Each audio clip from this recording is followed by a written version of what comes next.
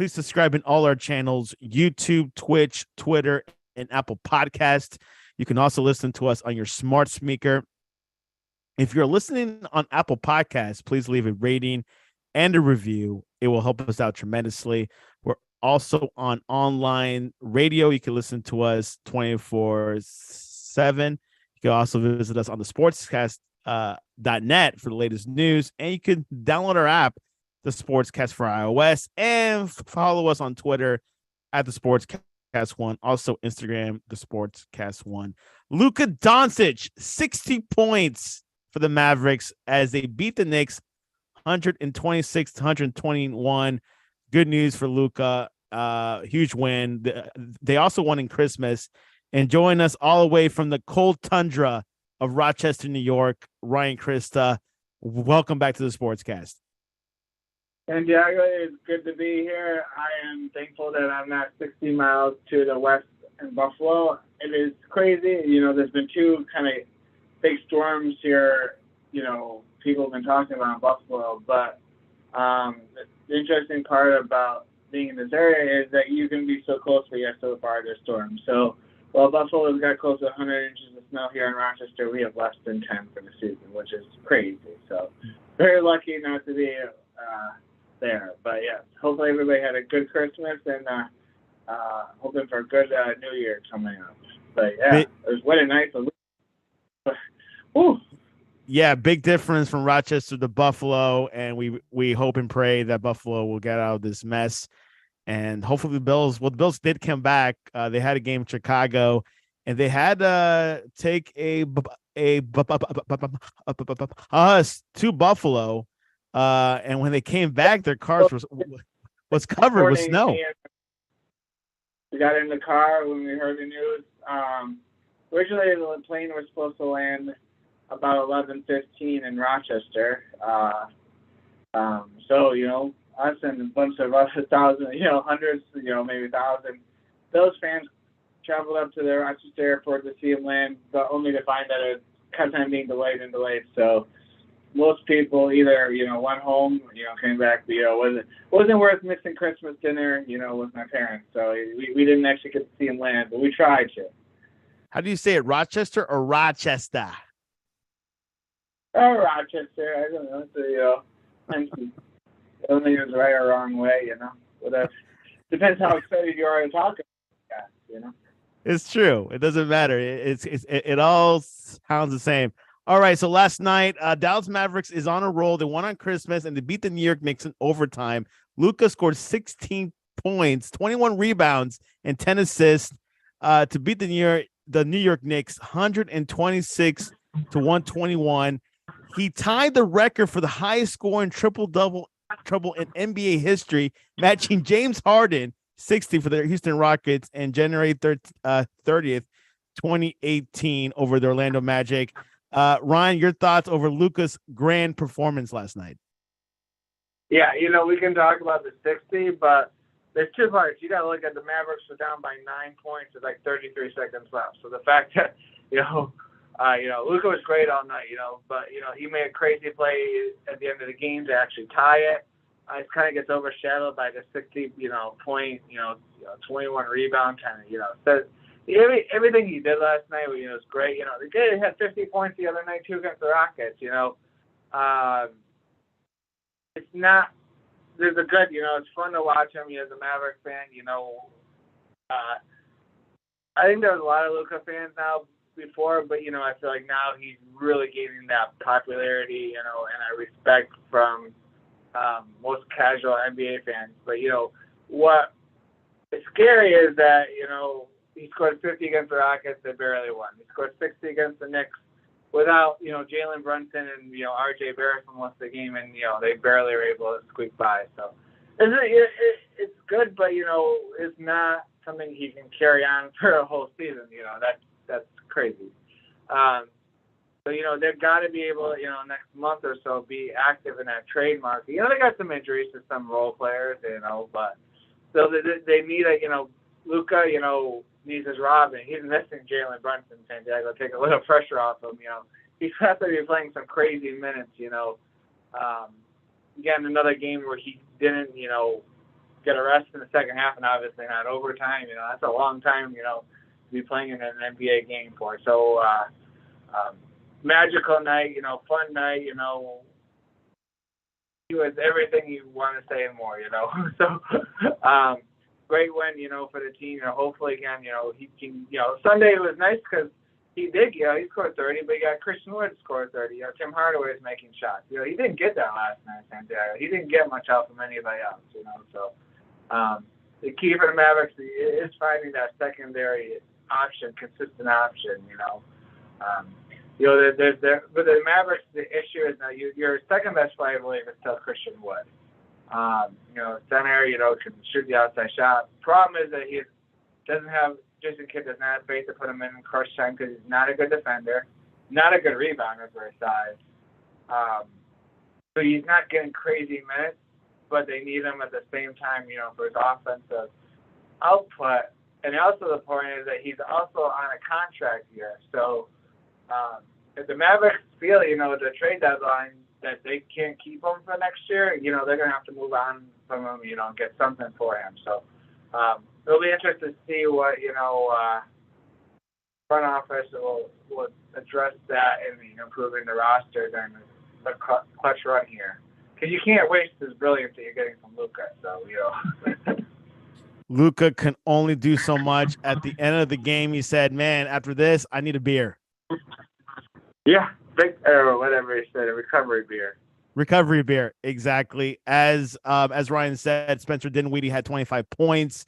Christian Wood, 19 points. And Tim Hardaway Jr., 11 points. As Ryan said, Mavericks need some help. They're currently in the 6th seed at in the Western Conference. So we'll see how much they can go up by the All-Star. West is interesting. West is definitely jumbled up in the middle. They moved up to one from the 9th to 6th with one victory, but a couple more victories in a row, they can move up to almost the top, or they could fall out into the playoffs with a couple losses in a row. So we're still waiting for teams as we get closer to the midway point of the year to really separate themselves, because we got a big cluster right all together in the West.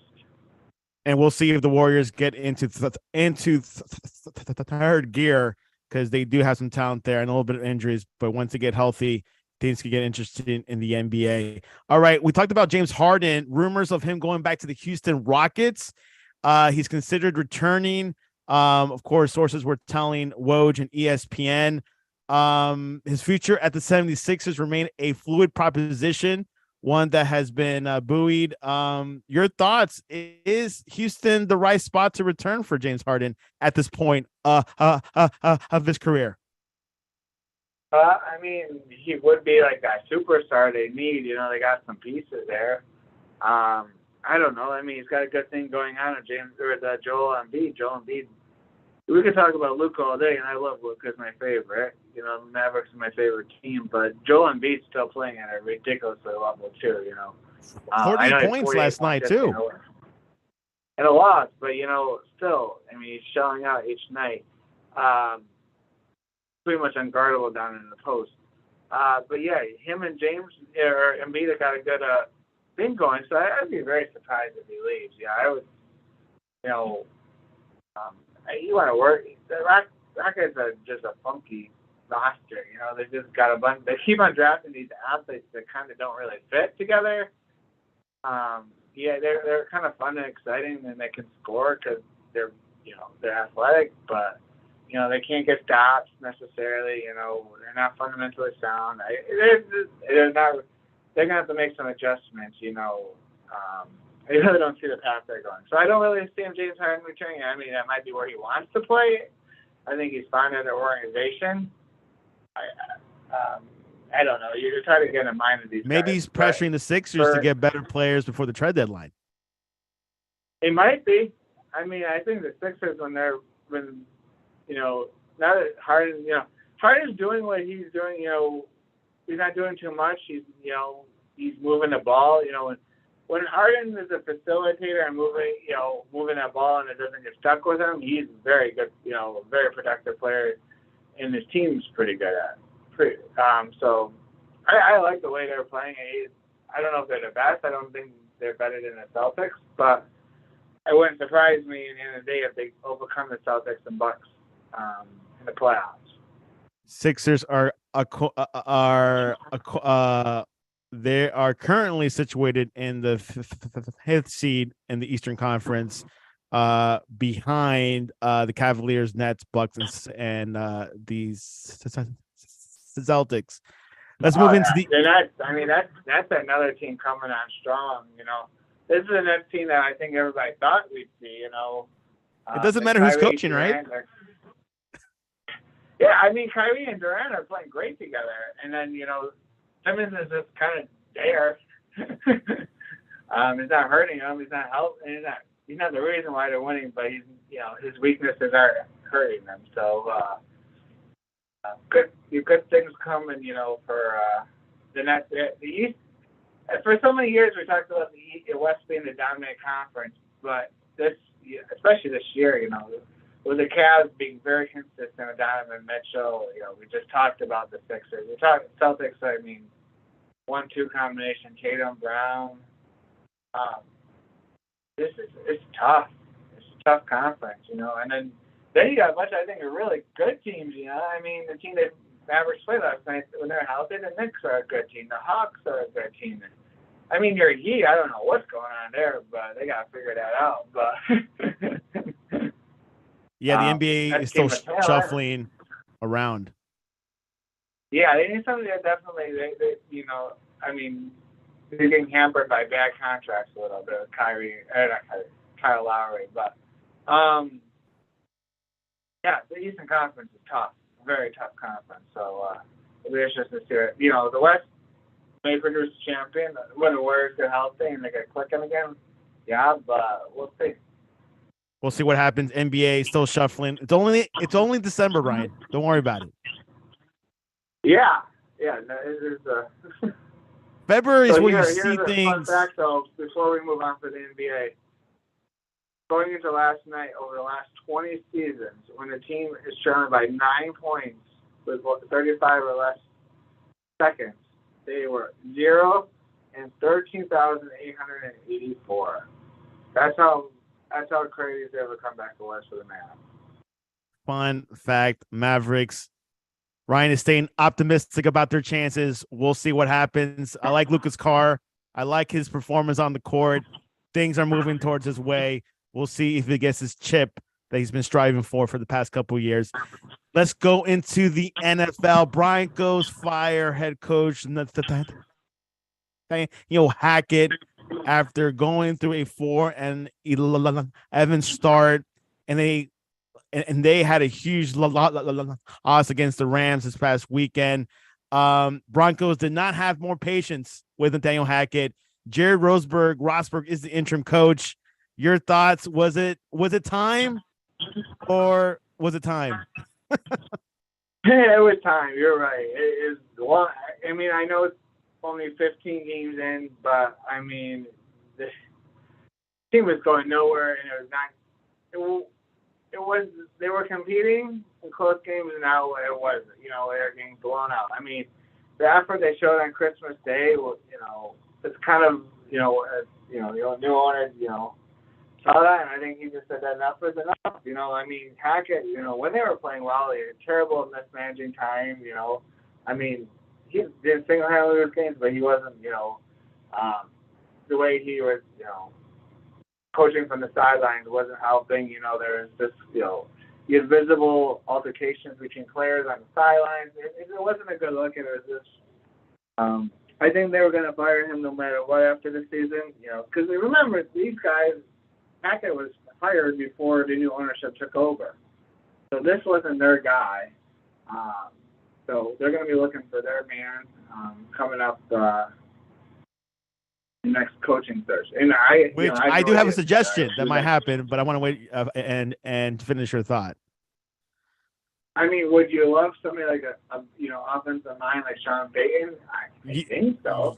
You took that name out of my head. I mean, before the firing, I'm not sure if this was coincidence or conspiracy, but a day before, there was an article. Sean Payton is putting his staff together. former Broncos coach Fangio was also named under that coaching staff. What do you think about that? Sean Payton coaching the Broncos. Well, I mean, I love to have Fangio as our defensive coordinator. I mean, this guy we got right now is, other than last week, defense is playing good, but I mean, Fangio's defenses the Broncos weren't the issue. I mean, we had to say Fangio and Hackett, the first 2 months of the season are the same coach. You get close, you just can't. They just were losing close game after close game. Whether it's Drew Lock at quarterback, Teddy Bridgewater, Russell Wilson, it's the same thing over and over again the last 2 years. So you're just looking for that right chemistry, that right guy. It doesn't have to be Sean Payton. There's other offensive minds out there. You just got to have somebody who's going to talk. You got to have Russell Wilson as your quarterback because you signed him to this contract. This is a desperate situation the Broncos are in, Santiago. You've got Russell Wilson on the books for 6 more years at a huge amount of money. Each year you go to buy his buyout or, being able to release him doesn't hurt you as much as the cap. But you have to keep him next year because it's unrealistic to release him. So you've got to find a coach that, can look Russell Wilson in the eye and say, let's get it done, let's do it. Because you can't go get help from the draft because you just traded your first pick for Russell Wilson. You could have picked next year from the Dolphins for Bradley Chubb, but that's not going to help you this year. So you're really you're in a tough predicament as an organization, So you got to ride it out with Russell Wilson, this year. The rest of it, next year, and maybe you find that coach, and if not, if this coach deems Russell, unworkable, past his prime, then you kind of bite the bullet, release them, which would kind of hurt your salary cap by still, and you'll kind of prevent them from building up the roster, but you'll move off of that contract. It'll probably cost, George Payton's job, the GM who gave him that huge contract. But that's here nor there, well, I'll be interested to see, when you have a firing and now you're going against, I think, the best is one of that, the best team that's Kansas City this week in Kansas City. It's kind of got the makings of an epic either game, where they come out and they get this crazy victory, or an epic disaster where they just get, mobbed over like they did on Christmas Day. So we'll see what type of, professionalism the Broncos can show this week as a team and an organization, Like I said, it doesn't really help. Most times, you at this point, you want your team to lose. You're okay with it because you want them to prove their draft stats. But, with no first-round pick, who cares? Go out and win that game this week. And this morning, Broncos CEO Greg Penner says Denver's next head coach will report to him, not general manager George Patton. Yeah. Your thoughts on that?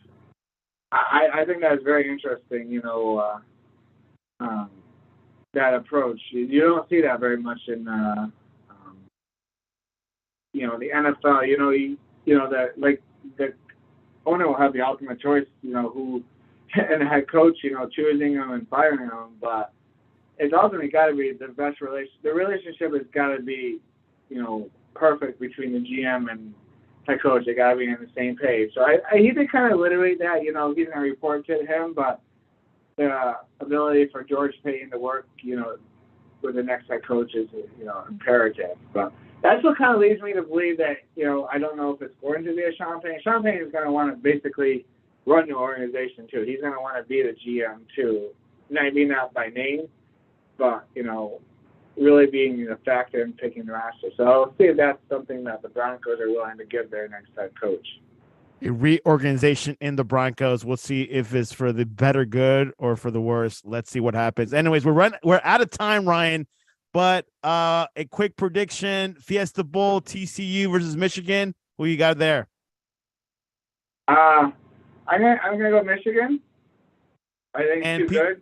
I see here's a great story, but run it hit midnight here for that Cinderella. Peach Bowl, number 4 Ohio State versus number 1 Georgia.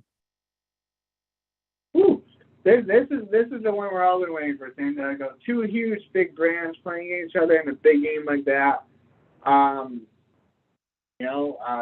no better than I want to spend my New Year's Eve eating Chick-fil-A maybe while watching a Chick-fil-A Peach Bowl, so we'll see. I'm going to go Georgia because I just think they're just that good.